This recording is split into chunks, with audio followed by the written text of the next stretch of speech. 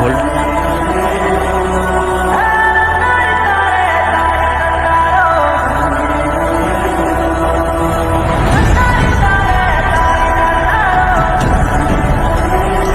নমস্কার, আমি চিরঞ্জিত বোস, চিত্তরঞ্জনে থাকি, এসপি নর্থে। 14 তারিখ 14ই নভেম্বর আমার বউয়ের মণিদীপা লিগামেন্টের অপারেশন হয়। তারপর থেকে মলয়ের কাছে ফিজিওথেরাপি করায়, এখনও হাঁটতে পারছে এবং স্বাভাবিক জীবনযাপন করতে পারছে। এর জন্য ধন্যবাদ মলয়কে।